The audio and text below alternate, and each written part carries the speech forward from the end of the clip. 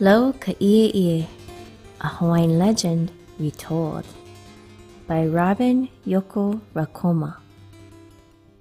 Pokahi and her husband Kaukini lived in a hale nestled in Waipi'o Valley. They had many chickens and pigs. They had a large lo'ikalo. They grew banana and breadfruit. Pokahi and Kaukini shared all they had with others. People in the valley never left their home with empty hands. Pokahi and Kaukini lived a good life. They were generous and kind, but they were sad about one thing. "Oh, husband," Pokahi would cry, "how I wish we had a baby. I am lonely without a child." Kaukini would answer, "We are lucky in many ways. We have many things and many friends. But it is sad that we have no children. We do not have the voice of a happy child in our house." Kaukini looked at her with love. Picking up his o'o, he turned down the trail toward his work in the lo'ikalo. Pokahi's tears dried slowly on her cheeks. She bent to pound her kapa. The kapa beater's tap, tap, tap was the only sound she heard. There was no voice of a happy child to keep her company. Pokahi picked sweet potatoes where they grew on mounds of earth. There was no voice of a happy child playfully helping her. Pokahi gathered opai from the river. There was no voice of a happy child splashing by her side in the water. Then one night, Pokahi dreamed of a beautiful woman. She was dressed in the leaves of the ohia tree. Gently she spoke, "I am Hina. The gods and I have seen your sadness. You are generous and kind. You deserve to be happy. When you awake, go to where the river meets the ocean. There you will find a gift. The gods will bless this gift for 30 days, so do not take it yet. You may only look." Pokahi awoke and told Kaukini about her dream. They went to where the river meets the ocean. A strange red mist lay over the water. They watched in wonder as a tall ohia tree rose from the ocean waves. Slowly it drifted to the shore. Its roots spread across the dark sand.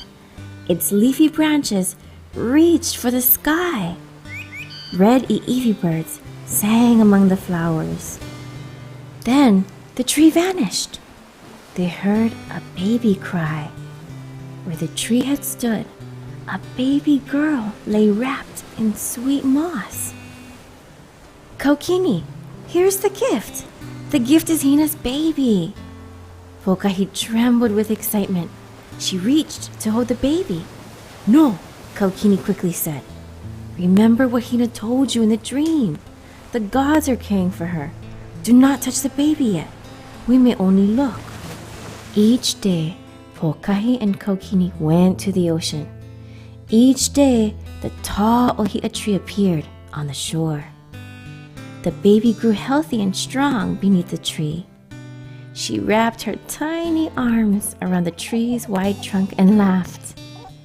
Hearing the voice of the happy child, Pokahi and Kaukini laughed too. 30 days passed.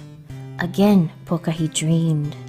In her dream, the tall ohia tree appeared, surrounded by many trees of other kinds. Their leaves fell one upon the other, making a soft bed. Hina, holding the baby in her arms, stood before them. "Pokahi, I am giving you my baby. She is the answer to your wish. Her name is Laukaieie, leaf of the Ieie vine. Just as the Ieie vine holds tightly to the ohia tree, so she will hold tightly to you. She will bring you happiness." Hina kissed the baby, laying her gently down upon the leaves. Pokahi opened her eyes. There lay the baby, little Laukaieie smiling up at her. "O Kaukini!" Pokahi exclaimed with joy. "At last, we have a child! The gods have given us our wish. We will never be lonely again." This story happened long ago when gods walked the earth. Today, when you go into the forest, stand quietly. Through the mist, you might hear the voice of a happy child. She is answered by the call of an iiwi bird sitting among the flowers of the tallest ohia tree. Look up. There you will see the slender ieie vine cradled among its branches. Now you have seen Laukaieie. Now you have seen her holding tightly to the loving arms of Hina.